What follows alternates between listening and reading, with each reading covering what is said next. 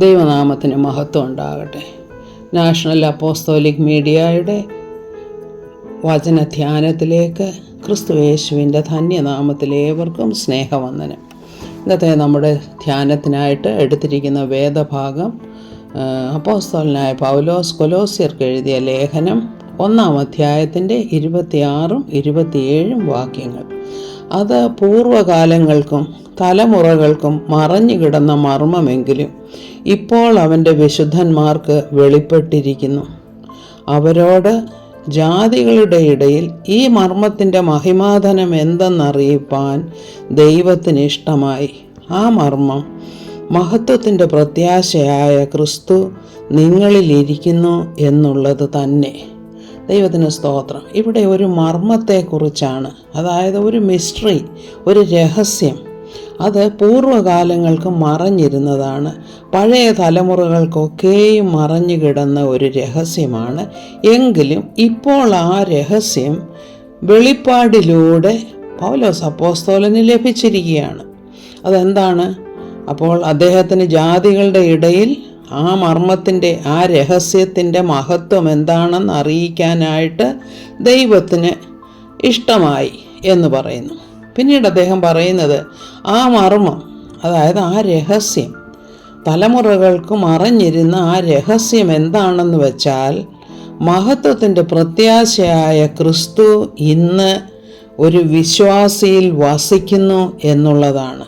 ക്രിസ്തുവിൽ വിശ്വസിക്കുന്ന, ക്രിസ്തുവിൻ്റെ ക്രൂശ് മരണത്തിലും തൻ്റെ പുനരുത്ഥാനത്തിലും വിശ്വസിക്കുന്ന ഏത് വ്യക്തിയുടെയും ഹൃദയത്തിൽ പരിശുദ്ധാത്മാവ് വസിക്കുന്നു എന്ന് വെച്ചാൽ ക്രിസ്തു വസിക്കുന്നു. ക്രിസ്തുവിൻ്റെ ആത്മാവാണല്ലോ പരിശുദ്ധാത്മാവ്. അതുകൊണ്ടാണ് ക്രിസ്തു നിങ്ങളിൽ ഇരിക്കുന്നു എന്ന് പറയുന്നത്. അപ്പോൾ തന്നെ പൗലോസ് അപ്പോസ്തലൻ പറയുന്നുണ്ട്, ക്രിസ്തു നിങ്ങളിൽ ഉരുവാകുവോളം ഞാനൊരു അമ്മയെപ്പോലെ പ്രസവവേദന അനുഭവിക്കുന്നുവെന്ന്. കാരണം അദ്ദേഹത്തെ ഏൽപ്പിച്ചിരുന്ന ഒരു ദൗത്യമാണിത്. ജാതികളുടെ ഇടയിൽ സുവിശേഷം അറിയിക്കുക. ആ സുവിശേഷം അറിയിക്കുന്നത് നിമിത്തം, അതായത് ക്രൂശിൻ്റെ സുവിശേഷമാണ് അറിയിക്കുന്നത്. ആ സുവിശേഷം അറിയിക്കുമ്പോൾ ജാതികൾ കർത്താവിൽ വിശ്വസിക്കുകയും അവരെ പരിശുദ്ധാത്മാവ് മുദ്രയിടുകയും ചെയ്യുന്നു. അതായത് ആ നിമിഷം മുതൽ ക്രിസ്തു ആ വിശ്വാസിയുടെ ഹൃദയത്തിൽ വസിക്കുവാൻ തുടങ്ങുന്നു. ഇതൊരു വലിയ രഹസ്യമാണ്. കാരണം എന്താണെന്ന് വെച്ചാൽ പഴയ നിയമകാലത്ത് അങ്ങനെ അല്ലായിരുന്നു.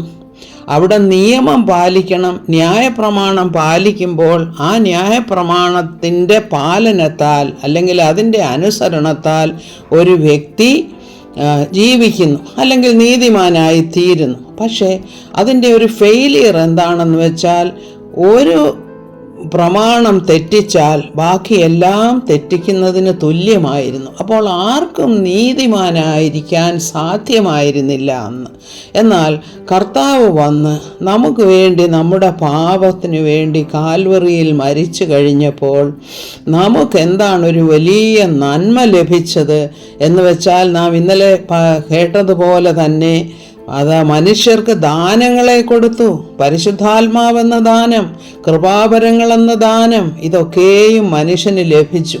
എന്നാൽ കർത്താവ് പറയുന്ന മറ്റൊരു കാര്യം കൂടെയുണ്ട്. 2-3 പേര് എൻ്റെ നാമത്തിൽ കൂടി വന്നാൽ ഞാൻ അവരുടെ മധ്യേയുണ്ട്.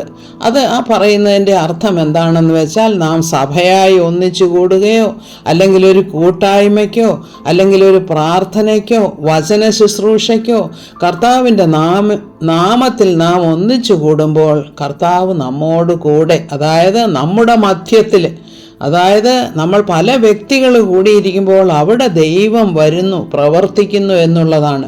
എന്നാൽ അതിനേക്കാൾ വലിയ ഒരു മർമ്മമാണ് ഈ കൂടി വന്നിരിക്കുന്ന ഓരോ വ്യക്തിയിലും ക്രിസ്തു വസിക്കുന്നു എന്നുള്ളത്.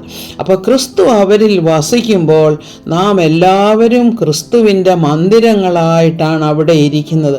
അങ്ങനെ ഒരു വലിയ മന്ദിരമായി തീരുകയാണ് സഭയെന്ന് വെച്ചാൽ. ക്രിസ്തുവിൻ്റെ മന്ദിരമാണ്. കാരണം അനേക വ്യക്തികൾ കർത്താവിനെ ഉള്ളിൽ വഹിച്ച്, അല്ലെങ്കിൽ കർത്താവ് ഉള്ളിലുണ്ട് നമ്മുടെ, അങ്ങനെയാണ് നാം അവിടെ കൂടി വരുന്നത്. അപ്പോൾ നമ്മുടെ ആ സഭ എന്ന് പറയുന്നത് കർത്താവിൽ വിശ്വസിക്കുന്നവർ കൂടി വരുന്നത് ഒരു സഭയായി തീരുന്നത് എങ്ങനെയാണ്? ഓരോ വ്യക്തിയിലും കർത്താവ് വസിക്കുന്നു എന്നുള്ളതാണ്. എന്നാൽ പഴയ നിയമകാലത്ത് അങ്ങനെ അല്ലായിരുന്നു. മോശയുടെ മേൽ നിന്നുള്ള ആത്മാവിനെ, കുറേ പ്രമാണികളെയൊക്കെ നീ ഒന്ന് വിളിച്ചോ, നിന്റെ ജോലിക്കൊരല്പം ആശ്വാസം കിട്ടും, അവരുടെ മേലും ഞാൻ പരിശുദ്ധാത്മാവിനെ കൊടുക്കാം, ആത്മാവിനെ കൊടുക്കാം, നിന്റെ പക്കലുള്ള ആത്മാവിനെ ഞാൻ അവർക്കും കൂടെ കൊടുക്കാമെന്നാണ് കർത്താവ് മോശയോട് പറയുന്നത്. എന്നാൽ ഇന്ന് അങ്ങനെയല്ല.